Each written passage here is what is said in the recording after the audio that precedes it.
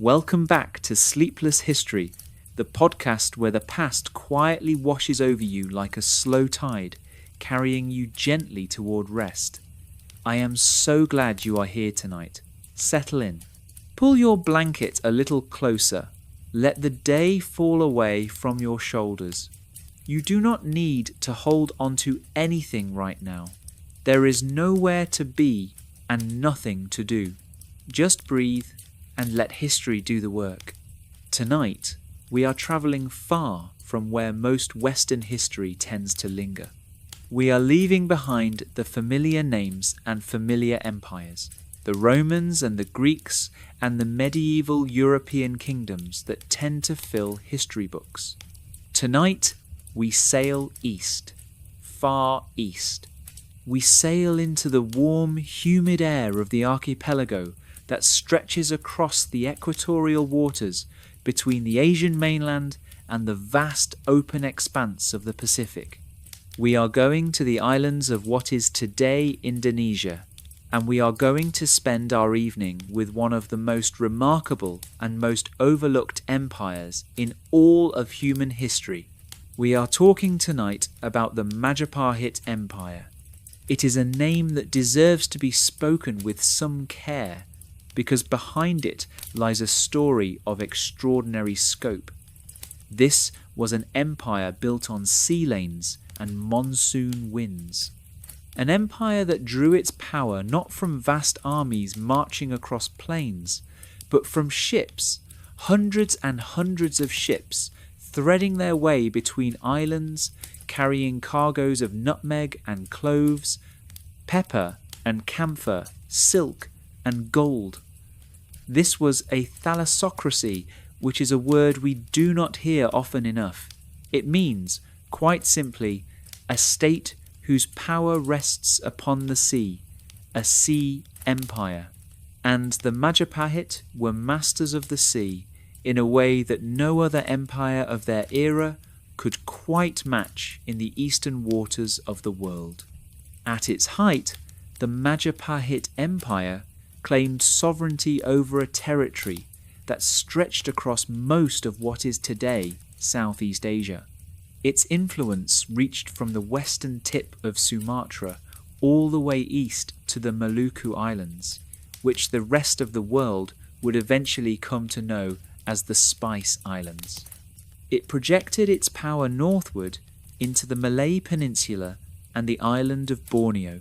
It maintained diplomatic and trading relationships with China, India, Siam, Cambodia, Vietnam, and even with faraway kingdoms in the Middle East.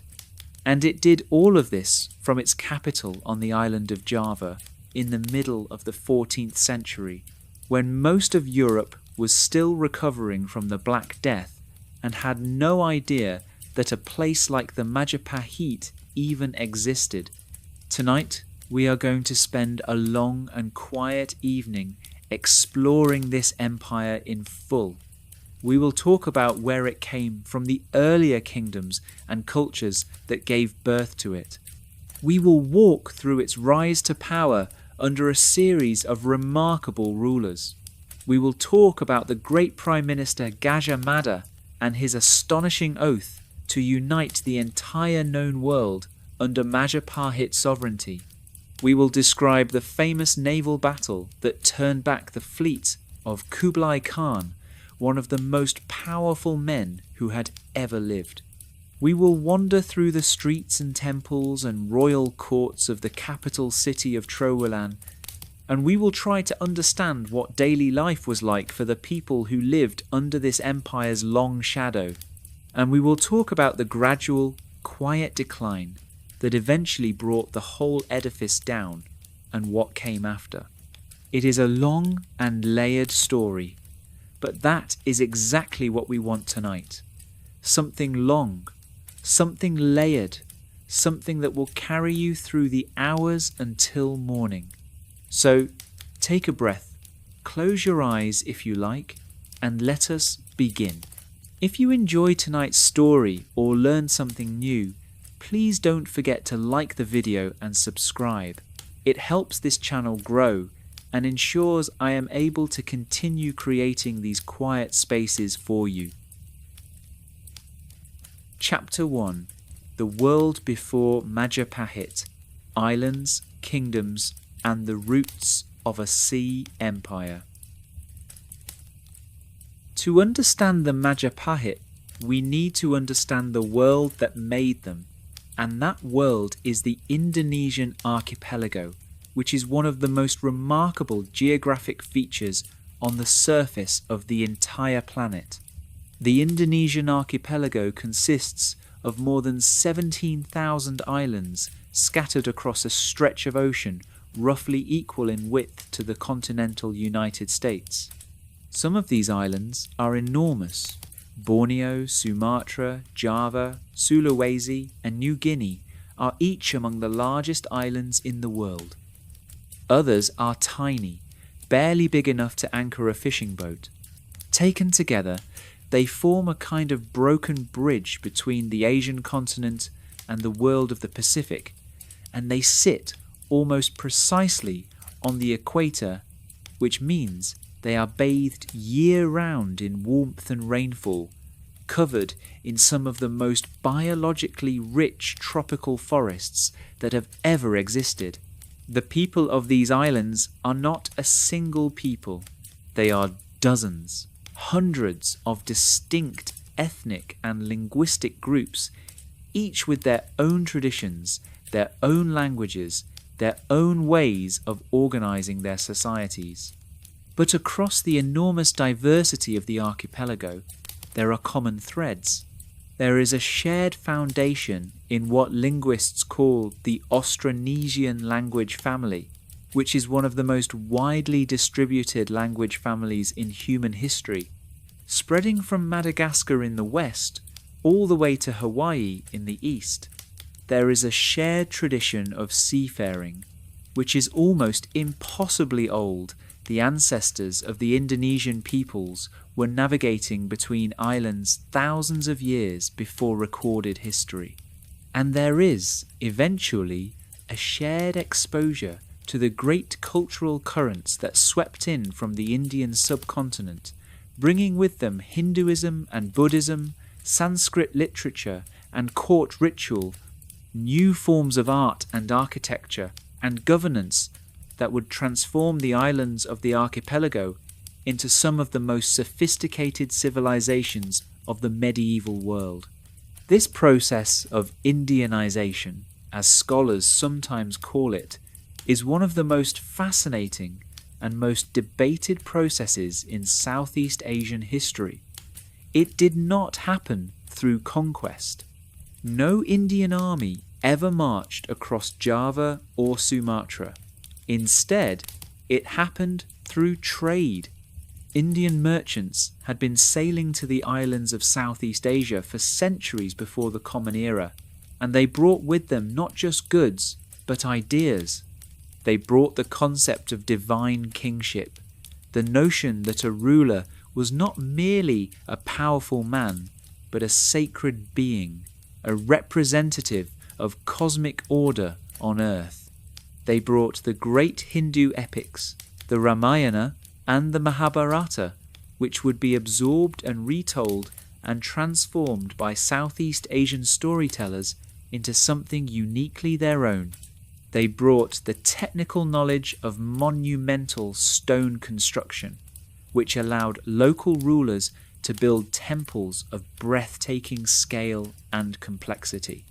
And they brought Buddhism, which arrived somewhat later but proved equally transformative, and which would eventually coexist and intertwine with Hindu traditions in ways that produced something entirely new.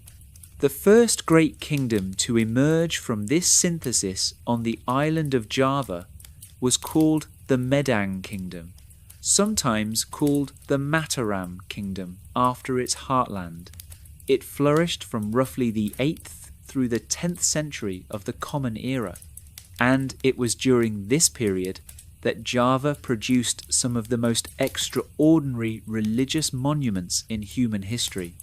The most famous of these is the temple complex of Borobudur, a Buddhist monument that was constructed in the 9th century, and that remains to this day the largest Buddhist temple in the world.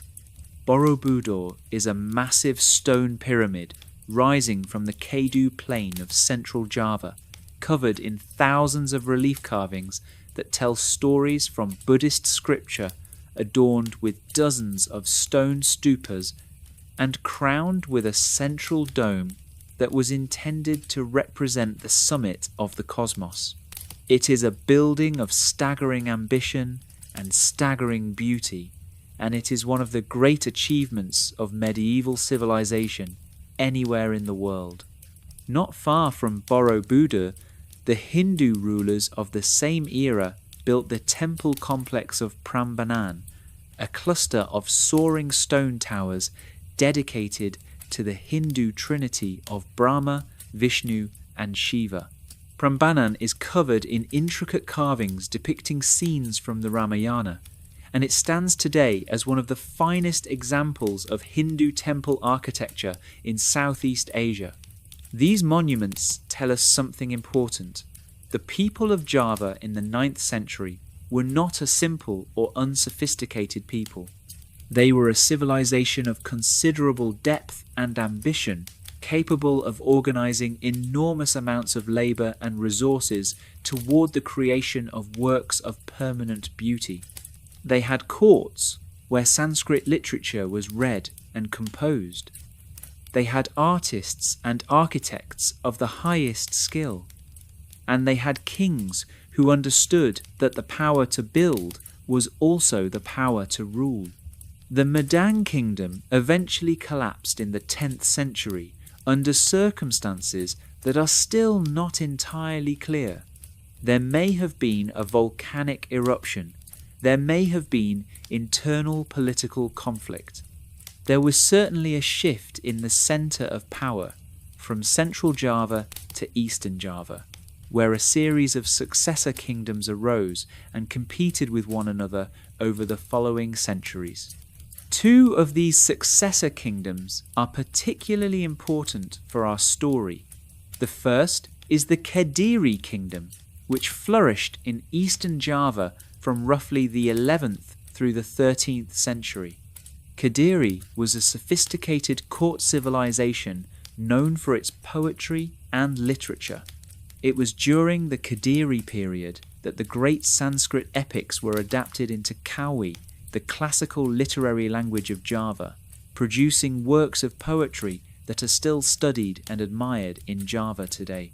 The most important of these works is the Kakawin Bharatayuddha, a Javanese retelling of the Mahabharata composed in the 12th century, which became a foundational text of Javanese literary culture. The second kingdom is the Singasari kingdom, which rose to prominence in the 13th century and which is the most direct predecessor of the Majapahit. Singasari was founded by a man named Ken Arok, whose life story is one of the most dramatic and violent origin stories in all of Southeast Asian history. Ken Arok was, according to the traditional accounts, a man of low birth who rose to power through a combination of cunning, ruthlessness, and what his admirers described as divine favour. The chronicles say he was of mysterious parentage. Some accounts claim he was the son of the god Brahma, conceived through a mortal woman. Whether or not we take the divine genealogy literally, the political reality was that Ken Arok was a brilliant and dangerous man who managed to overthrow the ruling family of the region of Tumapel, marry the wife of the man he had killed, and establish himself as a new king with a new dynasty. He called his kingdom Singhasari, which means something like Kingdom of the Lion, and he set about building it into a regional power. Ken Arok did not live long. He was assassinated in the year 1222 of the Common Era, killed by the son of one of the men he had previously murdered, in the first of what would become a long and rather wearying cycle of dynastic revenge killings. that would characterize the Singhasari court for decades. But despite the violence of its origins, the Singhasari kingdom grew into a formidable power. Its rulers were patrons of the arts and religion. They built temples, they promoted trade, and they eventually became ambitious enough to challenge the dominance of the other kingdoms of the archipelago. The most important of the Singhasari kings for our purposes is a man named Kertanegara, who ruled from 1268 until 1292. Kertanegara was, by any measure, a remarkable figure. He was deeply interested in religious matters, particularly in the esoteric tantric traditions of Buddhism and Shaivism that had developed in the archipelago. He was also a determined and aggressive expansionist who dreamed of bringing the entire archipelago under Singhasari dominance. During his reign, Singhasari sent military expeditions to Sumatra, to the Malay Peninsula, and to Bali. It was an empire in the making. And then came the Mongols. In the year 1258, a Mongol army under the command of Hulagu Khan, the grandson of Genghis Khan, destroyed the Abbasid Caliphate in Baghdad, one of the great political and cultural centres of the medieval Islamic world. Within a generation, the Mongol Empire had become the largest contiguous land empire in human history, stretching from Korea in the east to the borders of Hungary and Poland in the west. The great Khan Kublai, who established his capital at what is today Beijing, had already conquered China and was looking outward in every direction for new territories to absorb. Kublai Khan sent diplomatic missions demanding submission and the payment of tribute to rulers across East and Southeast Asia. Some of these rulers submitted. The King of Korea submitted.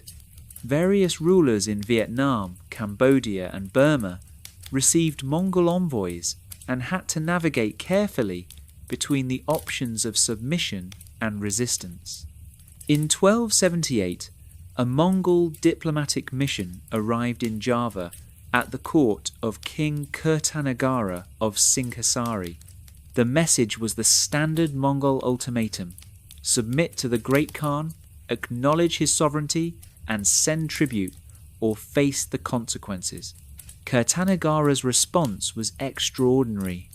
He sent the Mongol envoy home, but not before having the man's face tattooed or mutilated, depending on which account you read.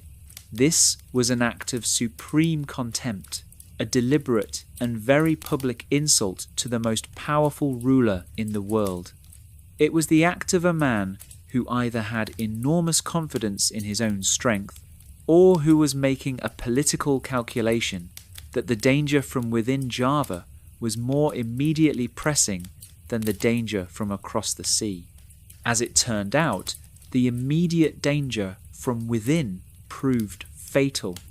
In 1292, while Kertanegara was distracted by his expansionist campaigns in Sumatra and elsewhere, a rebel king named Jaya Katwang, who ruled a subordinate territory called Kadiri, launched a surprise attack on the Singhasari capital. Kertanegara was caught off guard.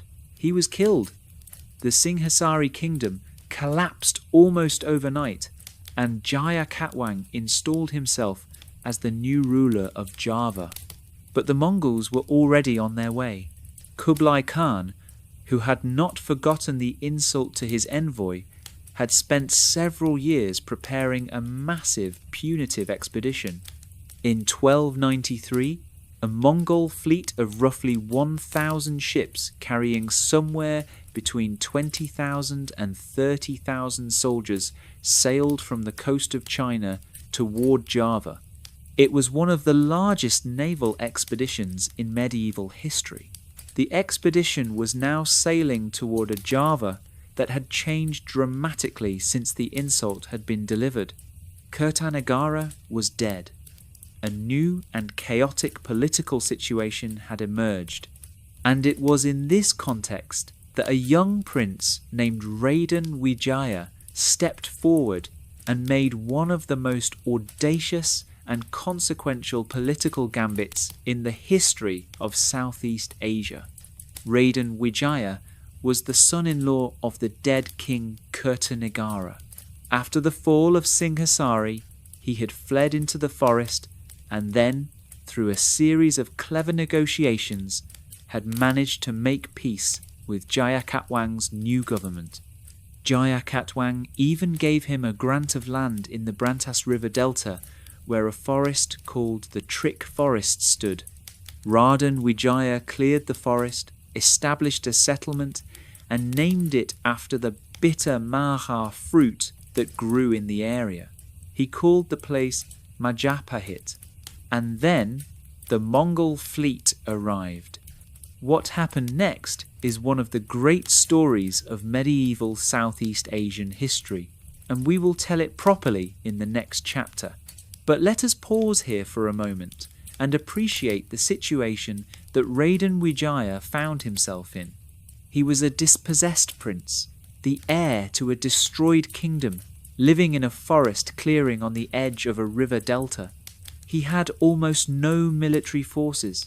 He was surrounded by enemies, and a Mongol fleet of unprecedented size was sailing toward his island with the declared intention of punishing it for an insult delivered by a king who was now dead. For most people in history, this would have been the end of the story. For Raden Wijaya, it was the beginning. Let the story settle around you for a moment. We are in the year 1293. Java is in chaos. The Singhasari kingdom is gone. A new ruler sits uneasily on whatever throne there is, and a young man named Raden Wijaya is standing at the edge of a cleared forest, watching the horizon. Keep resting. There is so much more to come. Chapter 2. The Birth of an Empire, Raden Wijaya and the Founding of Majapahit. The Mongol fleet that arrived off the coast of Java in the early months of 1293 was, by any measure, an overwhelming force. Kublai Khan had not sent a token expedition. He had sent a serious army, equipped with Chinese siege weapons, experienced soldiers hardened by decades of campaigning across the known world, and commanders who were accustomed to victory. The nominal goal of the expedition was to punish whoever was responsible for the mutilation of Kublai's envoy. But the practical goal, as with most Mongol expeditions, was conquest and the extraction of tribute. Kublai Khan wanted Java brought into the Mongol system of vassal states, and he intended to use this fleet to accomplish that goal. When the Mongol ships entered the Brantas River estuary, and the fleet's commanders made contact with local leaders, they found a situation they had not entirely anticipated. Instead of encountering a unified Java hostile to them, they encountered a fragmented Java, and within that fragmentation, an eager young prince who had a very interesting proposition. Raden Wijaya sent messengers to the Mongol commanders. His message, carefully crafted and brilliantly calculated, went something like this: I am the rightful heir to the kingdom that insulted your great Khan. The man responsible for that insult, King Kertanegara, is already dead, killed by a usurper named Jayakatwang, who now holds power illegitimately. If you help me defeat Jayakatwang and restore me to my rightful throne, I will submit to the great Khan's sovereignty and pay tribute as a loyal vassal. The Mongol commanders thought this was a reasonable arrangement. They had come to punish and to conquer. Here was a local ally who was offering to do much of the work for them, and who was promising exactly the kind of submission that Kublai Khan had demanded. They accepted, What followed was a brief but decisive military campaign. The Mongol forces, in alliance with Raden Wijaya's small but growing contingent of followers, moved against Jayakatwang's forces. The combined army was vastly superior to what Jayakatwang could field. Several battles were fought. Jayakatwang's forces were defeated. The usurper himself was captured and executed.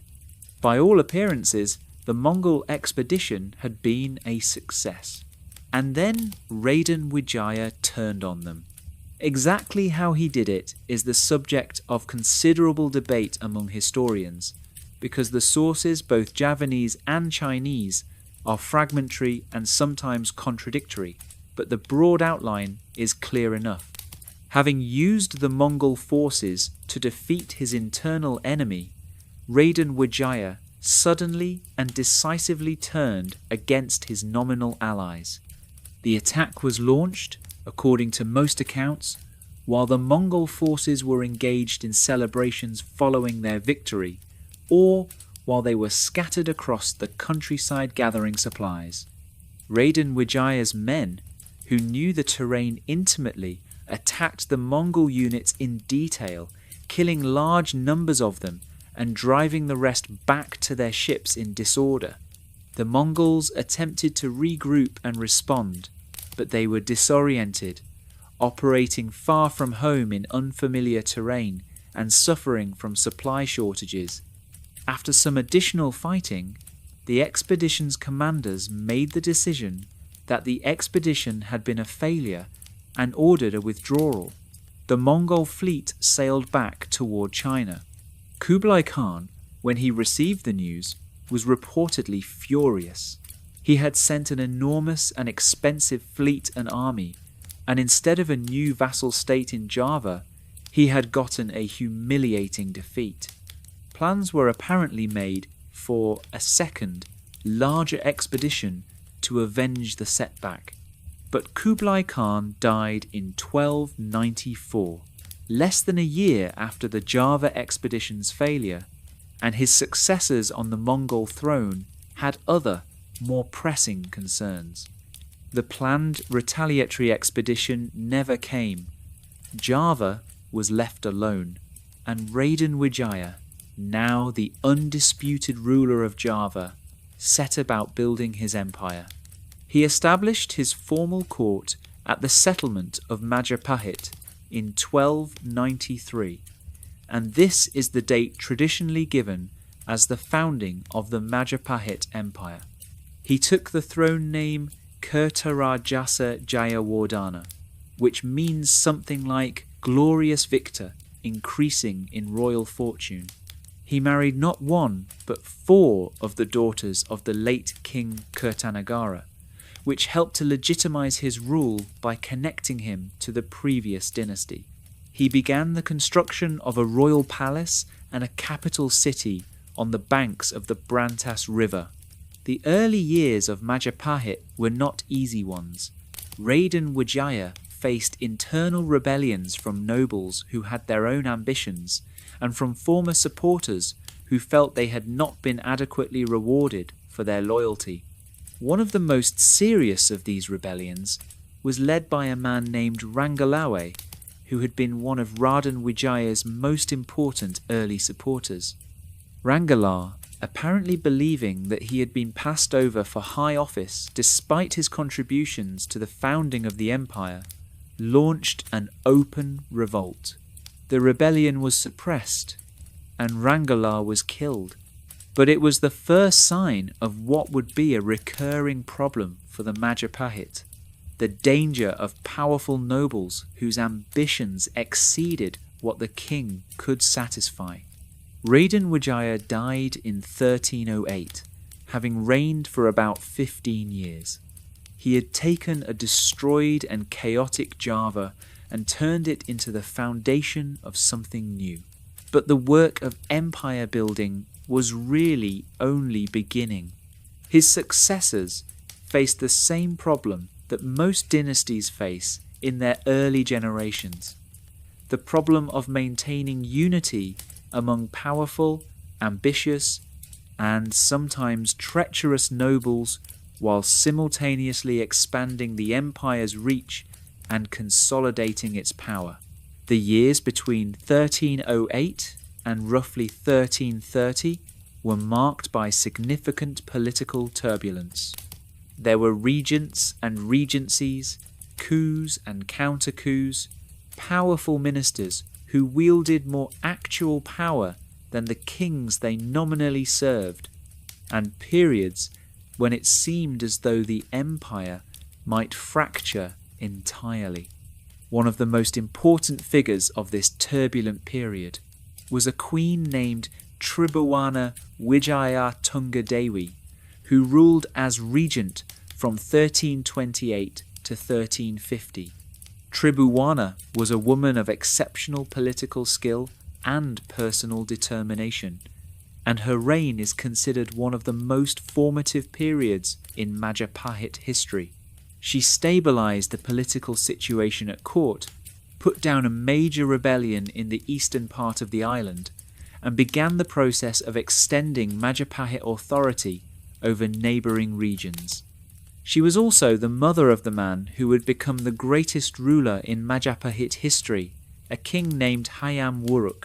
But before we get to Hayam Wuruk, we need to talk about his Prime Minister, because the Prime Minister is in many ways the more fascinating figure, and because it was his vision more than any other single individual that shaped what the Majapahit Empire became. His name was Gajah Mada, and he is one of the most extraordinary political figures of the medieval world. Gajah Mada's origins are obscure. The chronicles say he began his career as an ordinary soldier, a member of the palace guard. He was not of royal blood, he had no inherited advantages. What he had apparently was exceptional intelligence, exceptional courage, and a ferocious ambition that was directed not toward personal aggrandizement, but toward the greatness of Majapahit. His first great act of recorded history came in the year 1319, during a period of intense court politics when a rebel faction attempted to seize power by capturing the young king Jayanagara. Jayanagara, who was Raden Wijaya's son and heir, was in serious danger. It was Gajah Mada who organized a small group of loyal soldiers, slipped the king out of the palace in secret, and escorted him to safety, outwitting the rebels in the process. This act of loyalty and quick thinking made Gajah Mada famous at court and began his rise through the ranks of the Majapahit administration. He rose steadily through positions of increasing importance. He served as commander of palace guards. He served in various administrative capacities. He accumulated experience in diplomacy, in military affairs, in the management of the complex bureaucratic apparatus that ran the empire. He was clearly a man of enormous talent and drive, and by the time Queen Trowulan was consolidating her regency in the late 1320s, Gajah Mada was already one of the most powerful figures at court. In the year 1331, Gajah Mada was elevated to the position of Mahapati, which means Grand Vizier or Prime Minister, the highest administrative office in the empire below the ruler. He would hold this position for the next 30 years, and in that time he would transform Majapahit from a powerful regional kingdom into an empire that claimed sovereignty over virtually the entire known world of the Indonesian archipelago. But before anything else happened, Gajah Mada made a vow, and this vow is one of the most famous utterances in all of Indonesian history. The Palapa Oath, as it has come to be known, was delivered by Gajah Mada at the court of Queen Trowulan sometime around the year 1331 or 1332. The exact wording of the oath survives in the Narration, one of the most important historical chronicles of medieval Java, though scholars debate how reliable the account is.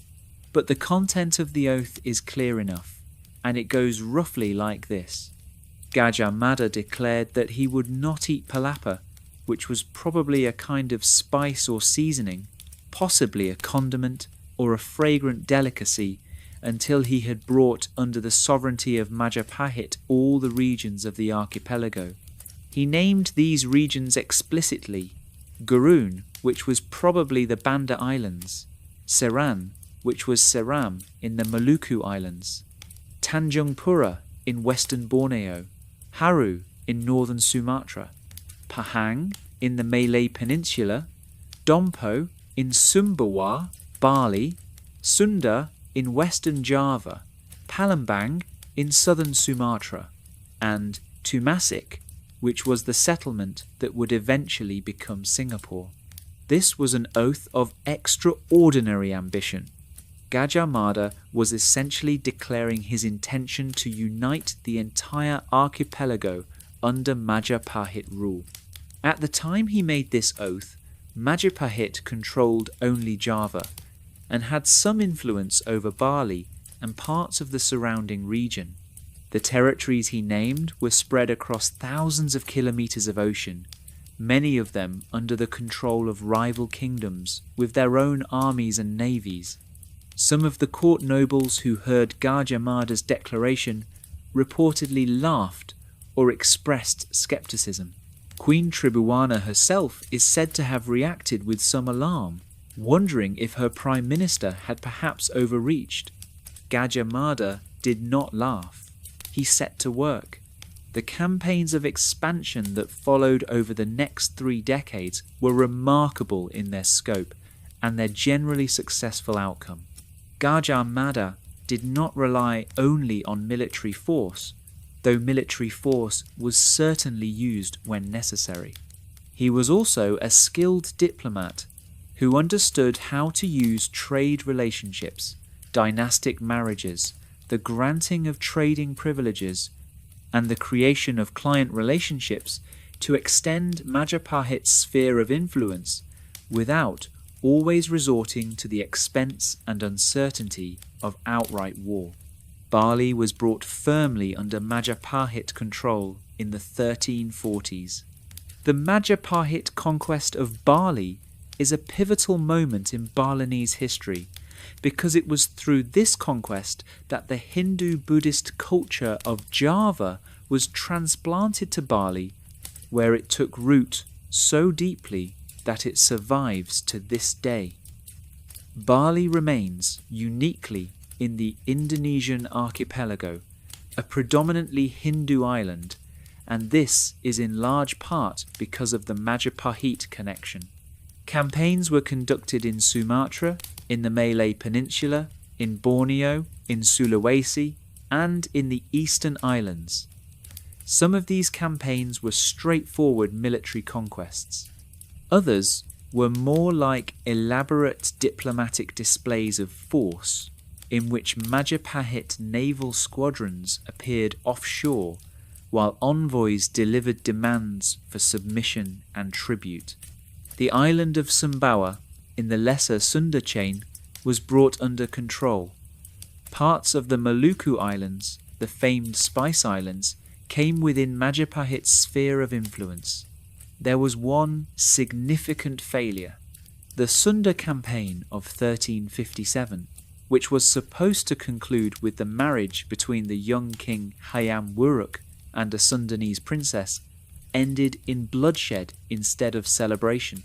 What exactly happened at what is known as the Battle of Bubat is disputed, but the traditional account says that Gajah Mada determined that the princess should arrive as a tribute bride rather than as an honoured guest in a diplomatic alliance of equals, created a confrontation that escalated into a massacre of the Sundanese delegation. King Hayam Wuruk, who had apparently genuinely wished to make the Sundanese marriage an honourable one, was reportedly devastated by the outcome. Gajah Mada's reputation was damaged. and the Sunda region of Western Java remained stubbornly outside Majapahit's full control for years afterward. But even with this failure, the overall achievement of Gajah Mada's career was staggering. By the time of his death, sometime around 1364, he had made the Palapa Oath a reality in most of its particulars. The Majapahit Empire, under the rule of King Hayam Wuruk, was the dominant power of the entire Indonesian archipelago, and Gajah Mada had done it without eating his palapa. There is something calming about the dedication in that oath.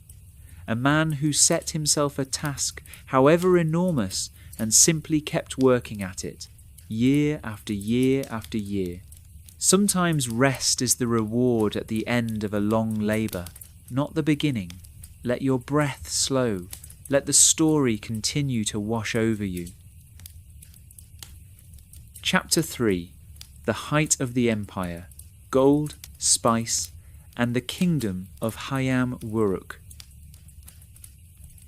The reign of King Hayam Wuruk, which lasted from 1350 to 1389, is generally considered the golden age of the Majapahit Empire.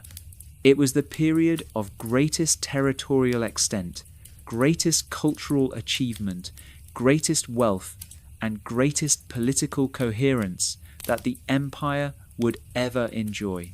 To understand what Majapahit was at its height, we need to spend some time in the court of Hayam Wuruk, and in the capital city of Trowulan, and in the broader world of commerce and culture that the empire sustained.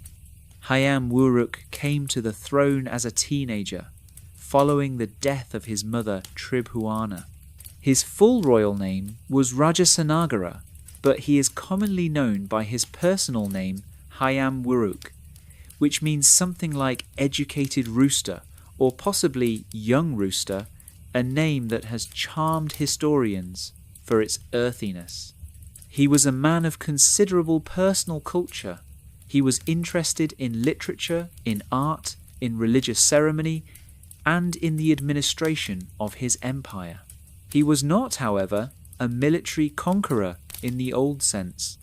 Much of the expansion of the empire under his reign was accomplished not by the king himself, but by Gajah Mada, who continued to serve as Prime Minister for the first 14 years of Hayam Wuruk's reign. The great literary monument of Hayam Wuruk's reign is a poem called the Nagarakretagama, composed in the year 1365 by a court poet named Mempu Prapanka. This is an extraordinary document.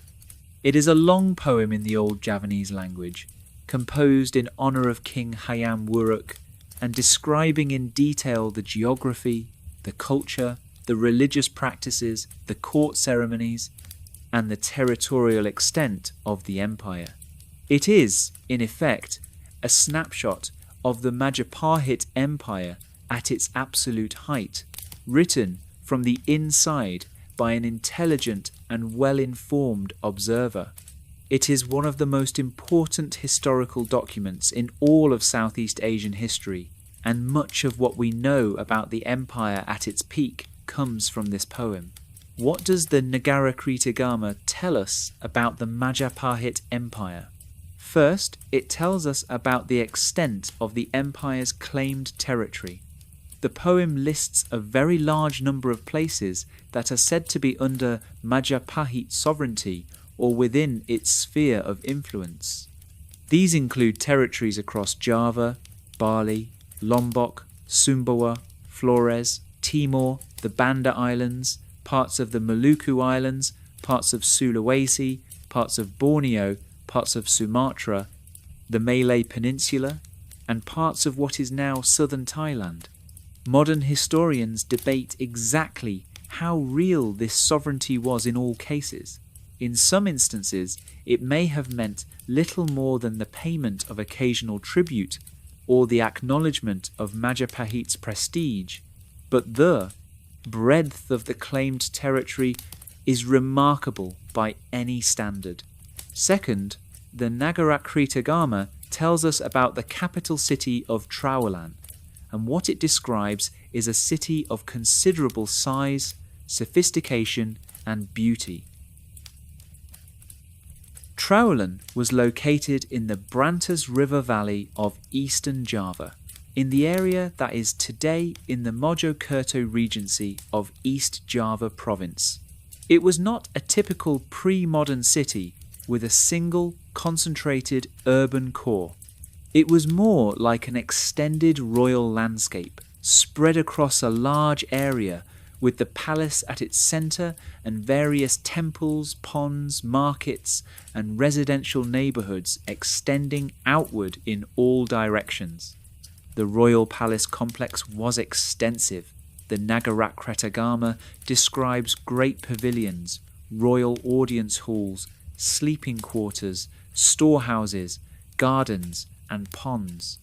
The walls of the palace compound were described as being of red brick, which was the characteristic building material of the Majapahit. The ruins of Trowulan that survive today are remarkable for their beautiful deep red brick construction, which gives the site a distinctive and haunting appearance. The city was fed by an elaborate system of water management. The Majapahit were skilled hydraulic engineers, and Trowulan was threaded with channels, reservoirs, and artificial ponds that controlled the water supply, supported agriculture, and provided a kind of visual beauty to the landscape.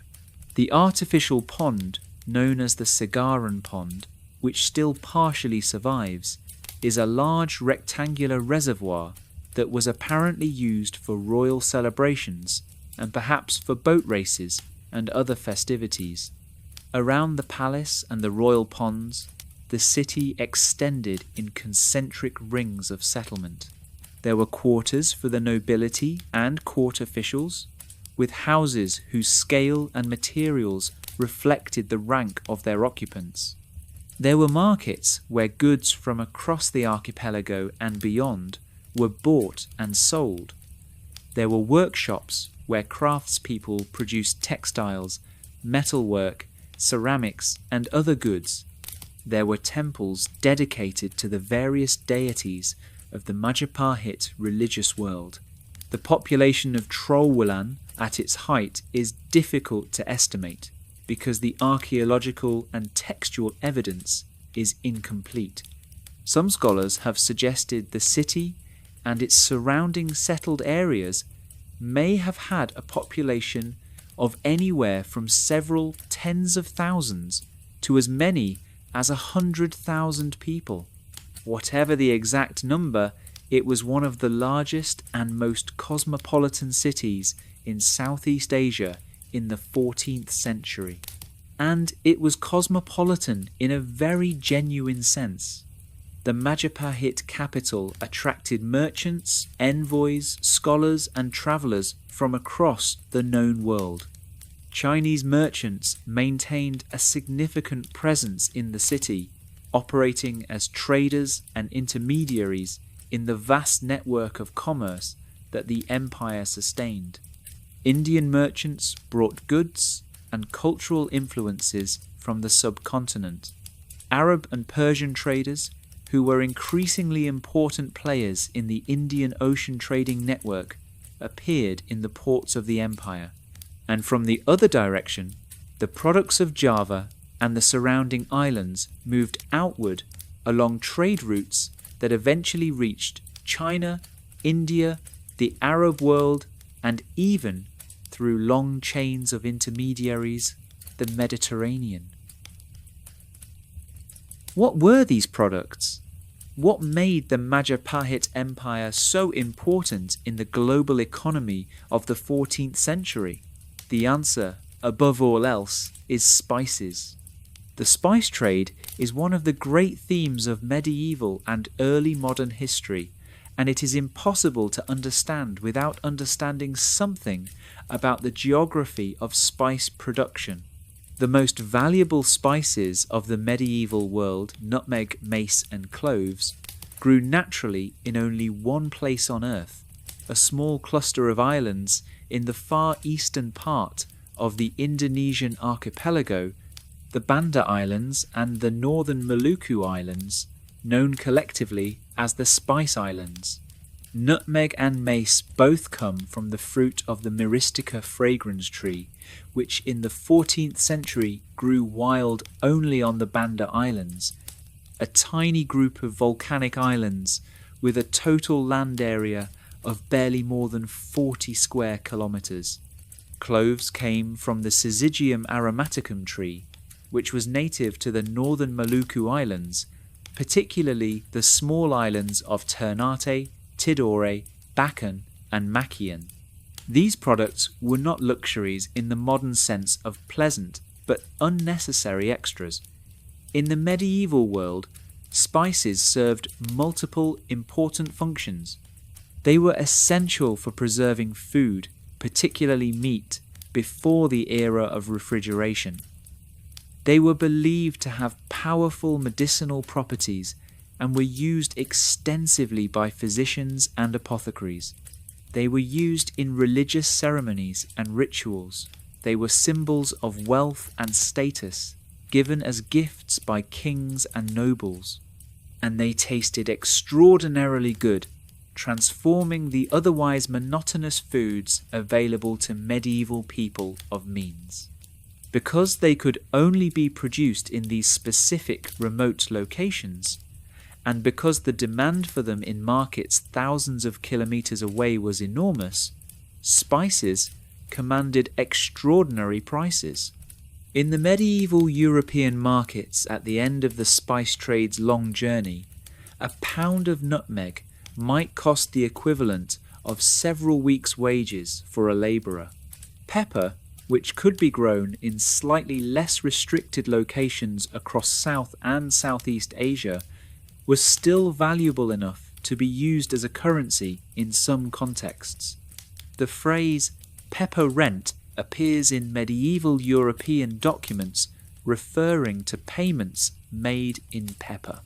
The Majapahit Empire, at its height, controlled the trade routes that connected the Spice Islands to the rest of the world.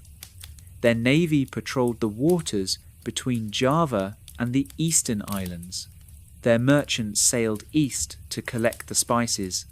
Their ports, particularly the great port of Tuban on the northern coast of Java, and the ports of the Brantas River Delta, were the entrepots where spice cargoes were collected, sorted, and transferred to the merchants of China and India and the Arab world who would carry them onward along the trade routes.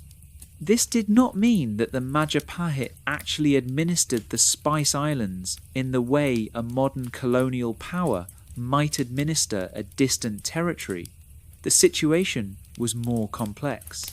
Local rulers in the Maluku Islands maintained their own authority over the actual production and initial collection of spices. But they operated within a framework of relationships with Majapahit paying tribute, accepting Majapahit suzerainty at least nominally, and channeling their trade through the Majapahit-controlled networks. The empire's power was felt through these commercial relationships as much as through direct military presence. The wealth that flowed through this system was enormous. The royal court at Trowulan was funded in part by taxes on trade, by tribute from subordinate rulers, and by the profits of the court's own participation in commercial activities. King Hayam Wuruk maintained a lifestyle of considerable splendour. The Nagarakretagama describes royal ceremonies of elaborate complexity. Royal progresses through the countryside with retinues of hundreds of courtiers and officials, great feasts at which hundreds of dishes were served, and religious observances of breathtaking scale. The religion of the Majapahit court is a fascinating subject because it does not fit neatly into any of the categories that modern people tend to use when thinking about religion. The Majapahit were not simply Hindu. They were not simply Buddhist. They practiced a syncretic blend of both traditions that is sometimes called Sivaism or Shaiva Buddhism, which combined elements of Hindu worship, particularly worship of Shiva, who was seen as the supreme divine force with elements of Buddhist practice and philosophy. The king himself was often seen as a divine or semi-divine figure, a manifestation of Shiva and Buddha simultaneously. This theological flexibility, which would strike modern adherents of either faith as strange, was entirely natural to the Majapahit and their neighbours, for whom the boundaries between what we call Hinduism and Buddhism were porous and permeable. At the court level, religious life was dominated by elaborate ceremony, by the composition and recitation of Sanskrit and Kawi religious literature, by the maintenance of temple complexes and the performance of royal rites. The great temples that survive from the Majapahit period, places like the Candi Penataran complex in eastern Java, which was the state temple of the Majapahit, are extraordinary monuments that testify to the empire's investment in sacred architecture. But religion was not only a court affair.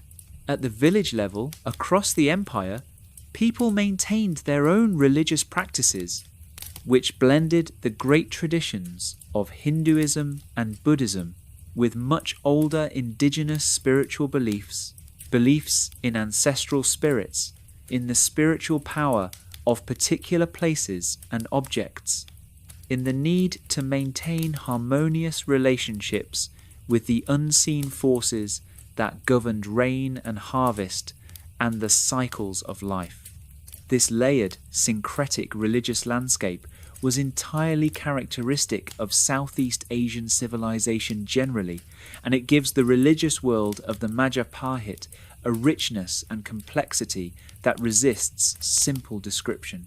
One element of religious life in the Majapahit world deserves particular mention: the role of the court poets and literary artists. In the Majapahit court, the composition of poetry was not merely an aesthetic activity, it was a spiritual and political activity as well.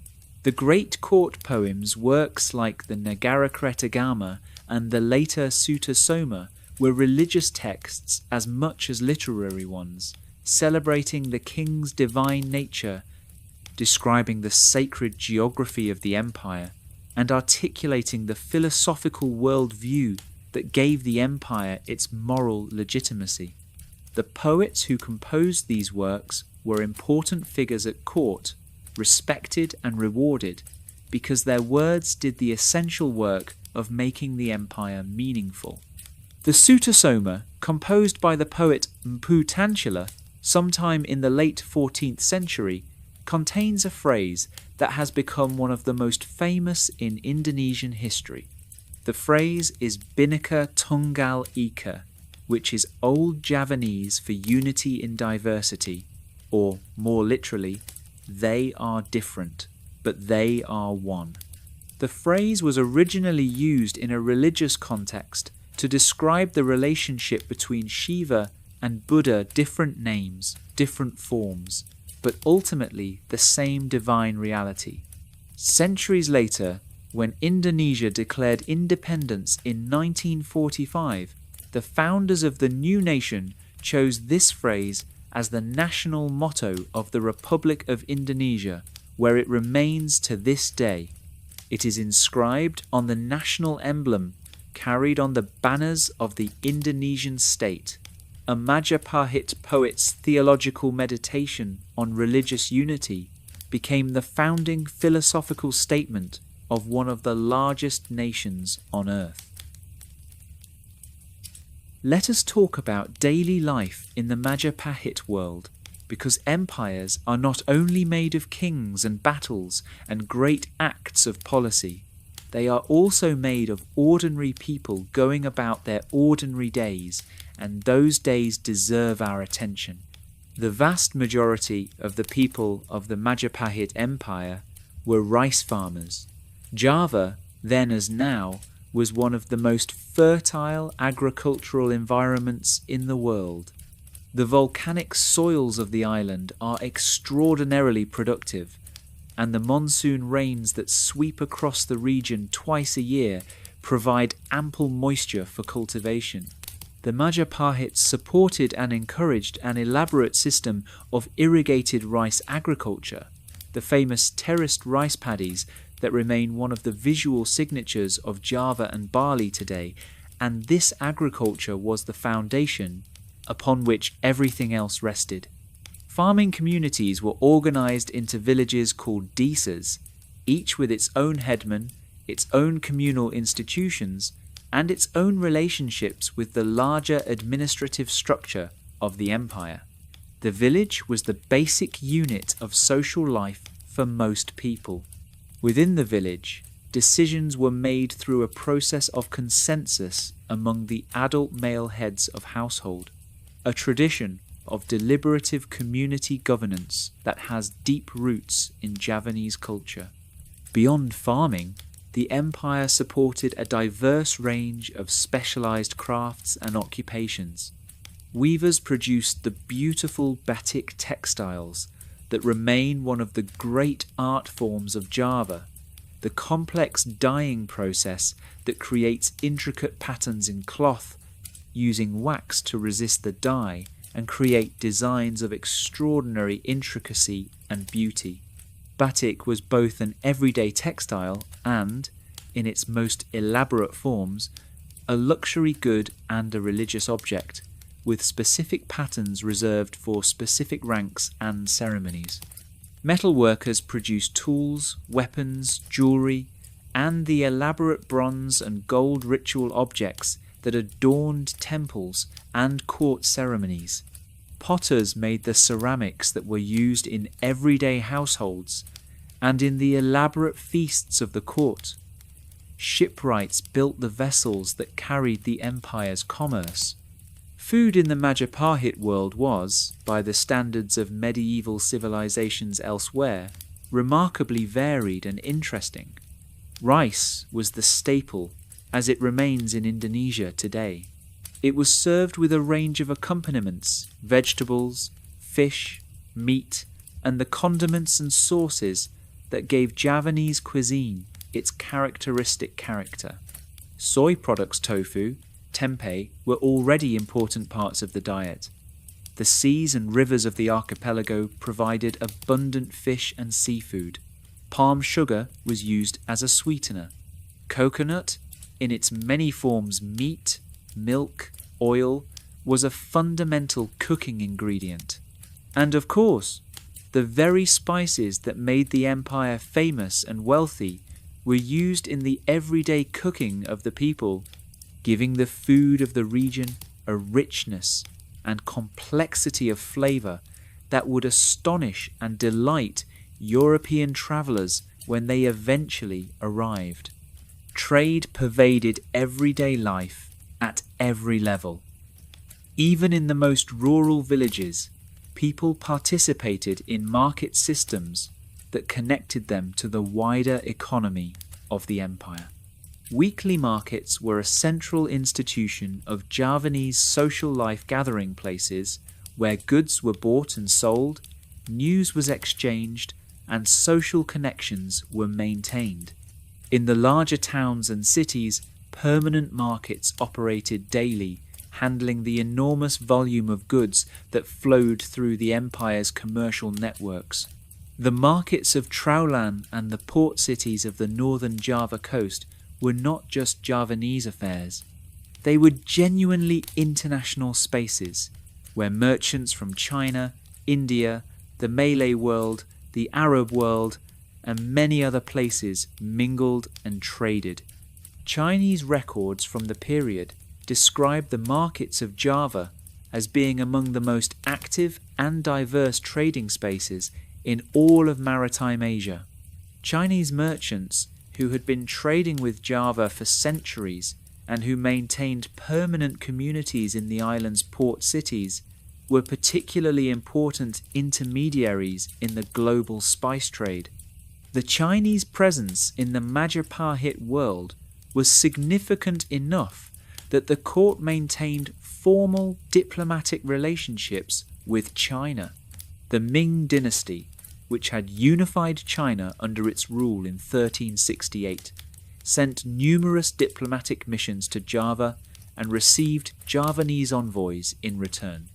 These diplomatic exchanges were framed in the language of the Chinese tribute system, which theoretically placed the Emperor of China at the top of a hierarchy of states, with foreign rulers acknowledging his supremacy in exchange for trading privileges and imperial recognition. The Majapahit played along with this framework to the extent that it served their commercial interests, while maintaining in practice a good deal of actual independence. Breathe in the smell of wood smoke from a cooking fire, the distant sound of a market winding down at dusk, the day folding itself into the long, warm, tropical night. We are in the middle of our story now. The empire is at its height. The court is brilliant. The trade routes hum with activity. But like all things human, this height contains within it the seeds of what comes next. Rest in this moment of the story before we move forward. Chapter 4. Religion, Art, and the Culture of a Civilization. No portrait of the Majapahit Empire would be complete without spending more time with the cultural and artistic achievements that made this civilization one of the most remarkable of the medieval world. The empire was not only a political and commercial entity, it was a civilization, a particular way of being human, expressed in architecture, literature, music, dance, performance, and religious practice. And the traces of that civilization are not merely historical artifacts, they are living influences that continue to shape the cultures of Indonesia and the wider Southeast Asian world today. Let us begin with the temples. The Majapahit were prolific builders of religious monuments, and the temples they built are among the most distinctive and beautiful in Southeast Asia. They differ in style from the earlier Hindu-Buddhist temples of central Java places like Borobudur and Prambanan in ways that reflect both the passage of time and the particular religious synthesis of the Majapahit world. The most important surviving temple complex from the Majapahit period is the Candi Penataran, located near the present-day town of Blitar in East Java. Penataran was the state temple of the Majapahit, used for the most important royal religious ceremonies. It is a large complex, occupying an area of roughly 1.5 hectares, with multiple temple structures arranged across a series of terraced courtyards. The main temple, the Penataran temple proper, is a tall, slender tower of deep red brick and carved stone, decorated with intricate relief carvings depicting scenes from the Ramayana and from Javanese folk mythology. The reliefs at Penataran are remarkable for their vigour and expressiveness. The figures carved on the temple walls are not the serene, idealized forms of classical Indian sculpture, but something more animated, more playful, more distinctively Javanese. There is also a famous freestanding statue at the site known as the Dated Temple, named for an inscription that gives the date of its construction, and a large pool that was apparently used for ritual purification. The whole complex has a quality that is hard to describe precisely, a combination of grandeur and intimacy, of cosmic ambition and human scale, that makes it one of the most evocative ancient sites in all of Indonesia. The smaller temples of the Majapahit period are scattered across eastern Java in considerable numbers. Many are modest in scale, but exquisite in their carved decoration.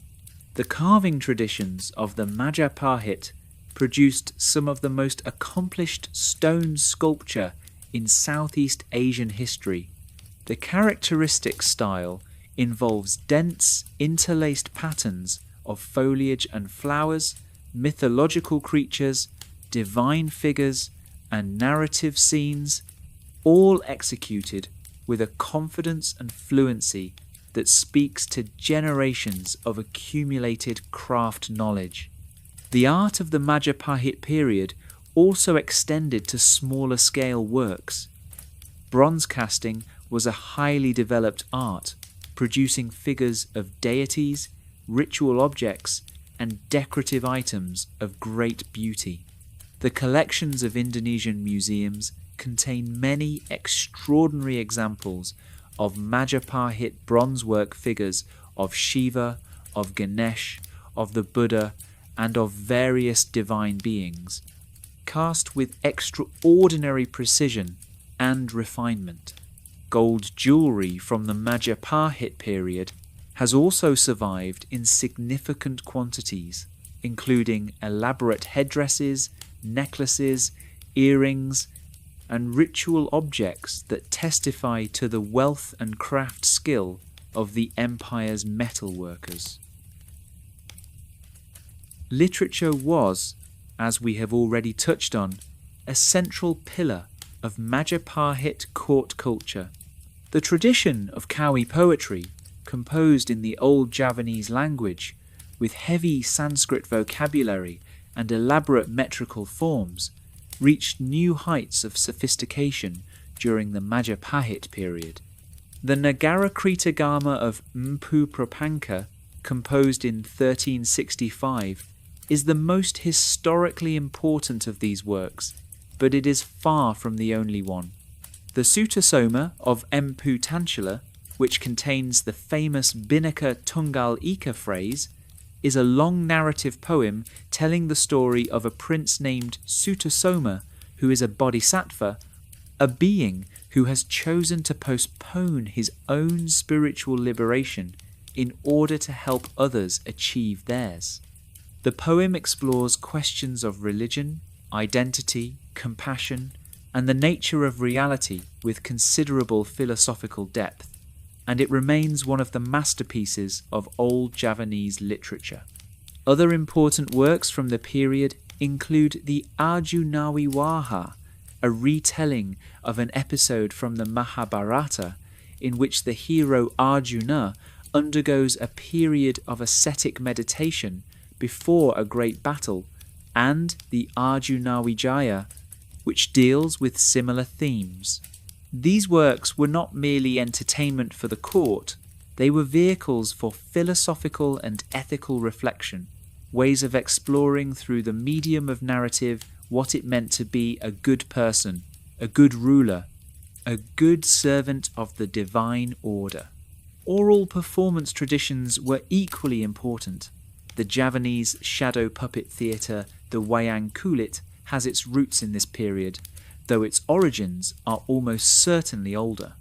The Wayang is a complex art form in which a skilled puppeteer called a dalang manipulates flat leather puppets behind an illuminated screen, performing stories drawn from the Ramayana and Mahabharata in elaborate all-night performances accompanied by a gamelan orchestra.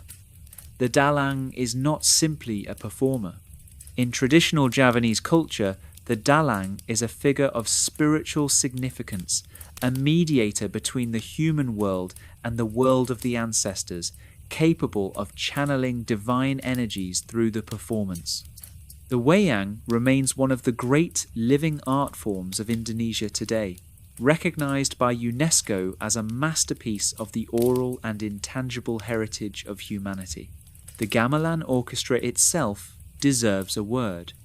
The gamelan is an ensemble of predominantly percussion instruments, gongs, metallophones, drums, and various other instruments that produces a sound unlike anything in the Western musical tradition. The characteristic quality of gamelan music is an interlocking, layered texture in which different instruments play different aspects of a shared melodic framework, creating a shimmering, resonant sound that seems to emerge from the atmosphere itself rather than from any individual instrument. Gamelan music was the music of the Majapahit court. It accompanied ceremonies, dances, theatrical performances, and the daily rhythms of court life. It remains the living musical tradition of Java and Bali, and it is one of the most instantly recognizable sounds of the Indonesian cultural world. Dance was another central art form. The court dances of the Majapahit period were elaborate and highly codified, with precise vocabularies of gesture, posture, and movement developed over generations of practice and transmission. The most important of these dances were ritual performances, enactments of mythological narratives in which the dancers embodied divine or heroic figures. The tradition of refined court dance survives today in the Bedhaya and Srimpai dances of the Javanese royal courts of Yogyakarta and Surakarta, which trace their lineage directly back to the Majapahit period. The religious life of the Majapahit world was, as we have already noted, a remarkable blend of Hindu, Buddhist, and indigenous traditions. But it is worth spending a little more time on the specific textures of religious practice, because they tell us a great deal about how people in this civilization understood themselves and their place in the cosmos. At the centre of the Majapahit religious world was the concept of the divine king. The ruler was not simply a human being who happened to hold political power. He was a living representation of the divine order, a being in whom the cosmic forces were concentrated and made present on Earth. His palace was a microcosm of the universe, its layout mirroring the structure of the cosmos as described in Hindu cosmology. His rituals were performances of cosmic renewal, ways of maintaining the alignment between the human world and the divine order that kept rain falling, crops growing, and disease at bay. This concept gave the king extraordinary religious authority, but it also placed extraordinary demands on him. A king who failed to perform the proper rituals, who did not maintain the required purity, who neglected the temples and the priests, such a king was not merely a political failure, but a cosmic danger, someone whose negligence could unbalance the universe itself. The elaborate ceremonial life of the Majapahit court was not mere vanity or luxury. It was, in the understanding of the people who participated in it, a necessary and serious spiritual undertaking. Below the level of the court, religious life was more varied and less formal. Village temples and household shrines were the centres of everyday religious practice. The village temple in Javanese, called a candi or pundan, in Balinese a pura, was not merely a building. It was the dwelling place of the spirits of the founding ancestors, the guardians of the community, and the various divine powers that governed particular aspects of life, the spirits of irrigation water, of the harvest, of the mountain, of the sea. To live in a village was to participate in an ongoing relationship with these powers, expressed through regular offerings, ceremonies, and acts of communal service. The role of ascetics and religious specialists was also significant. Hindu and Buddhist monks and wandering holy men moved through the landscape of the empire, practicing meditation, performing rituals, offering blessing and healing to those who sought their help. Hermitages and monasteries were scattered across Java and Bali, often located in places of natural power on mountaintops, near springs, at the confluences of rivers. These places were understood to be points where the boundary between the human world and the divine world was especially thin, where communication with the cosmic powers was especially accessible. The most revered of these holy men were those who had achieved the highest levels of spiritual practice, the ascetics who had undergone years or decades of intensive meditation, fasting, and austerity, and who were believed to have thereby acquired both spiritual liberation and extraordinary magical powers. In Javanese understanding, such powers included the ability to fly, to become invisible, to know the future, and to protect those who sought the holy man's blessing. These figures existed on the margins of the formal religious establishment, but were often more important to ordinary people than the priests and monks of the official temples. The relationship between the Majapahit court and the religious establishment was complex and mutually reinforcing. The court supported the temples financially through land grants and donations. The temples, in turn, provided the ceremonies and the cosmic legitimation that the court required. The priests who served the temples were not an independent clerical class in the way that, for example, the Catholic Church represented an independent power in medieval Europe. They were more like specialists employed by the royal authority, even as they maintained their own traditions and their own forms of institutional identity. This relationship began to shift in the final years of the Majapahit period, as Islam began to make significant inroads into the commercial and political world of the archipelago. But that story belongs to the next chapter. For now, let us remain in the high culture of the Majapahit at its height and appreciate what was built.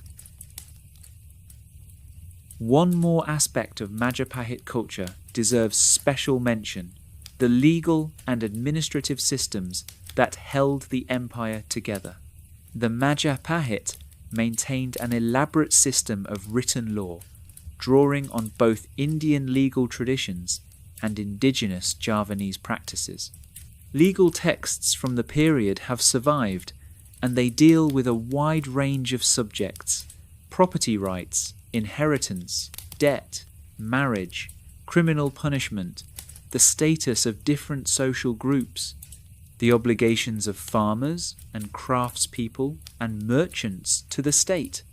These texts reveal a society of considerable legal sophistication, one in which the rights and obligations of different people were carefully defined and, at least in principle, regularly enforced. The empire was divided into administrative units of various scales, from the great provinces governed by nobles of royal blood down to the village level governed by local headmen. Officials at each level had specific responsibilities for tax collection, the maintenance of order, the management of irrigation systems, and the provision of military service when required. The system was complex and certainly imperfect corruption, and the abuse of power were no doubt as common then as in any other pre-modern empire, but it was functional enough to maintain the coherence of a very large and diverse territory for more than a century. The tax system deserves particular mention. The Majapahit collected taxes in various forms in rice, in textiles, in labour service, and in money. The port taxes on trade were especially important because the commercial wealth flowing through the empire's ports was the foundation of much of the royal revenue. Merchants who wished to trade in the ports of the empire paid fees and customs duties that helped fund the royal court and the administrative apparatus that kept everything running. This fiscal system required a well-developed bureaucracy, scribes, accountants, administrators, inspectors, and the Majapahit had one. The court maintained extensive records. Officials kept accounts of revenues and expenditures, of land grants and their conditions, of military rosters and their obligations. This administrative infrastructure was, in many ways, as impressive an achievement as the temples and the poetry, even if it leaves fewer visible traces in the historical record. Close your eyes for a moment if you have not already. Imagine the light through the carved stone panels of a Javanese temple in the afternoon. The smell of incense, of flowering trees, of the earth after rain. A gamelan playing somewhere in the distance, its bronze tones carrying gently through the warm air. This was civilization. This was a world that people built and lived in and cared about. A world of beauty and complexity and all the ordinary sorrows and joys that attend human life everywhere. Take a slow breath in. Let it out. We are moving now toward the end of this story. But before we arrive at endings, we must understand the forces that were gathering at the margins of the empire's brilliant noon. Chapter 5. Twilight and Legacy. The Fall of Majapahit and the World it Left Behind. The death of King Hayam Wuruk in 1389 marks the beginning of the long decline of the Majapahit Empire. It was not an immediate collapse. Empires rarely fall overnight unless they are conquered, and the Majapahit was not conquered in any sudden dramatic way. Instead, it was a long, slow unravelling, a process that played out over more than a century, driven by internal conflicts, external pressures, and the shifting currents of religious and commercial change that were transforming the wider world of the archipelago. The immediate crisis following Hayam Wuruk's death was a succession dispute. Hayam Wuruk had ruled for nearly 4 decades and had overseen the empire at the height of its power and prestige. But he died without a clearly designated male heir who commanded universal support, and the result was a conflict over the succession that split the court and eventually led to civil war. The succession dispute involved 2 main factions. One faction supported the claims of Hayam Wuruk's daughter Kusumawardhani and her husband, a nobleman named Wikramawardhana. The other faction supported Hayam Wuruk's son from a concubine, a prince named Wirabhumi, who governed the eastern portion of the empire. The conflict between these 2 factions led to a full-scale civil war known as the Peregreg War, which lasted from approximately 1305 to 1406. The war was devastating. It consumed enormous resources. It weakened the central authority of the empire. It disrupted the trade networks that were the lifeblood of the Majapahit's power. And it gave the subordinate rulers of the outer territories an opportunity to loosen their ties to the centre, to act more independently, to begin the process of separation that would eventually dissolve the empire's claims to sovereignty. Wirabhumi was eventually defeated and killed, and Wikramawardhana established himself as the dominant figure at court. But the damage done by the civil war was immense and could not be easily repaired. While the Majapahit was consuming itself in internal conflict, the wider world of maritime Southeast Asia was undergoing a transformation of profound importance. Islam was arriving. Islam had been present in the archipelago in a limited way for some time. Arab and Indian Muslim merchants had been trading in the ports of Sumatra and Java for centuries, and some of them had established permanent communities. There were Muslim enclaves in the major port cities by at least the 13th century. But in the late 14th and especially the 15th centuries, the conversion of the archipelago's ruling elites to Islam accelerated dramatically, reshaping the religious and political landscape of the region in ways that would prove irreversible. The key moment in this transformation was the conversion of the ruling family of the Malay trading port of Malacca.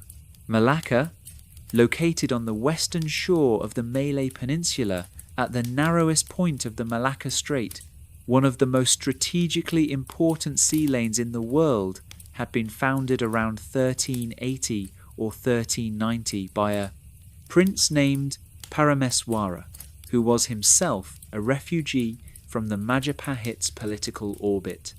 Malacca began as a small trading port, but it grew with remarkable speed into one of the great commercial centres of maritime Asia, drawing merchants from China, India, the Arab world, Java, and many other places. In the early 15th century, around 1420, the ruler of Malacca converted to Islam. This was a momentous event. Malacca was by this time the dominant trading port in the western part of the archipelago, and its ruler's conversion sent a powerful signal throughout the commercial world of maritime Southeast Asia. Islam was not simply the religion of Arab and Indian merchants, it was now the religion of a major regional power, and it offered to the merchants and rulers who adopted it a connection to the vast, lucrative networks of Islamic commerce that stretched across the Indian Ocean from Arabia and East Africa to India and Southeast Asia. The conversion of Malacca set off a chain reaction. Other trading ports along the coasts of Sumatra, the Malay Peninsula, Java's north coast, and the eastern islands began to convert to Islam. The process was not uniform or simultaneous. It unfolded over decades and was more rapid in some places than others, but the general direction of change was clear. By the middle of the 15th century, Islam was the dominant religion of the maritime trading world of the archipelago, and the old Hindu-Buddhist courts were increasingly surrounded and pressured by Islamic neighbours. In Java, the conversion came to the north coast cities first. The great port cities of the Pesisir, the coastal strip of northern Java, were the most commercially active parts of the island, the places where Muslim merchants were most numerous and most influential. By the mid-15th century, rulers of these cities were converting to Islam, and new Islamic courts were establishing themselves in the port cities. The interior of Java, where the Majapahit had its heart, remained predominantly Hindu-Buddhist for longer, but the commercial isolation that resulted from losing control of the north coast trade was a severe blow to the empire's economic and political position. The later history of the Majapahit is a story of gradual territorial contraction and diminishing authority. The details are complicated and sometimes poorly documented, but the broad pattern is clear. One by one, the territories that Gajah Mada had brought under Majapahit sovereignty pulled away. Local rulers who had previously acknowledged Majapahit suzerainty began to act independently, to establish their own courts and their own lineages, to seek their own relationships with the new Islamic powers of the archipelago's trading world. In Java itself, the growing power of the Islamic north coast cities increasingly challenged the authority of the Majapahit court in the interior. The city of Demak, on the north coast of Java, emerged as the leading Islamic power on the island in the late 15th century. and it was Demak that eventually delivered the final blow to Majapahit. The traditional date given for the fall of Majapahit is 1478, which is the date of a Javanese computation that implies the end of a great era.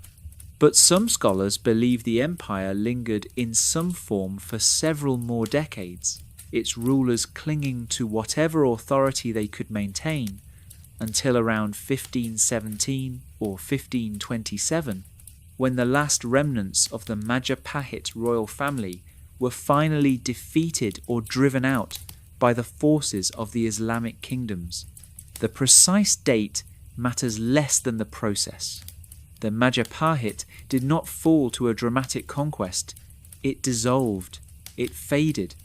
The authority that had once stretched across the entire archipelago contracted slowly back to a smaller and smaller territory until it was no longer an empire at all, but merely a local dynasty, and then not even that. What happened to the people who had been part of the Majapahit world? Many converted to Islam and were absorbed into the new Islamic courts and communities that replaced the old Hindu-Buddhist order. The social and cultural life of Java was not simply erased, it was transformed, layered, and reinterpreted in ways that incorporated Islamic forms while retaining much that was distinctively Javanese. The gamelan kept playing, the wayang kept performing, the rice farmers kept farming. The ancient literary traditions were not forgotten, but were reinterpreted and continued in new forms. The batik kept being woven. The most dramatic exception to this pattern was the island of Bali. When the Islamic kingdoms were consolidating their power in Java in the late 15th and early 16th centuries, a significant migration occurred from Java to Bali. Hindu priests, court poets, artists, nobles, and ordinary people who did not wish to convert to Islam fled eastward to Bali, bringing with them the culture and religious traditions of the Majapahit world. Bali became a refuge for the old order, a place where the Hindu-Buddhist civilization of medieval Java could continue to flourish. And that is why Bali today is still overwhelmingly Hindu, a living link to the Majapahit world, maintained through 5 centuries of continuous practice, still expressing itself in the temples and the ceremonies, and the arts and the music of an island that preserved what was lost elsewhere. The Majapahit also left a profound mark on the broader region's historical consciousness and political identity. In the centuries after the fall of Majapahit, the memory of the empire never really faded from the Java world. The chronicles of the Majapahit were copied and recopied. The stories of Gajah Mada and Hayam Wuruk were retold. The old court poetry was preserved by scholars and performers. The great temples were maintained, in some cases, and visited by pilgrims who understood them as sacred places connecting the present to the glorious past. When the modern Indonesian nationalist movement emerged in the 20th century, the Majapahit became an important symbol. The founders of independent Indonesia were looking for a basis on which to build national identity, a way of saying that the diverse archipelago, with its hundreds of ethnic groups and languages, was a unified nation with a deep history of unity. The Majapahit Empire, which had ruled or claimed sovereignty over much of the same territory that became Indonesia, was an obvious historical precedent. Gajah Mada and his Palapa oath became symbols of the aspiration for national unity. The phrase Bhinneka Tunggal Ika from the Majapahit poet Mpu Tantchila became the national motto. President Sukarno, the first president of independent Indonesia, was deeply interested in the Majapahit legacy and explicitly invoked it as a model and an inspiration. The borders of the modern Indonesian state, which correspond roughly to the territory of the Dutch colonial empire that preceded it, overlap significantly with the territory claimed by the Majapahit in its Nagarakretagama.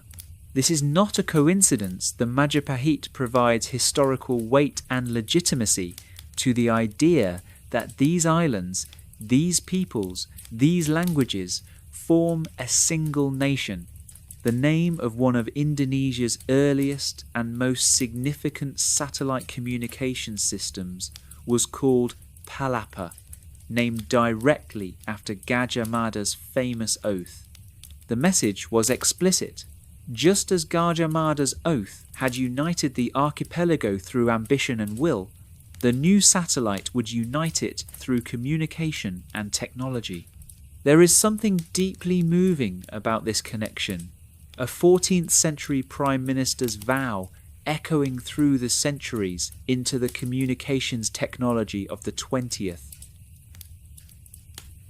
One last thing deserves our attention tonight: the Majapahit's place in the global history of the spice trade and the role that trade played in connecting the archipelago to the wider world in ways that would eventually transform the entire globe.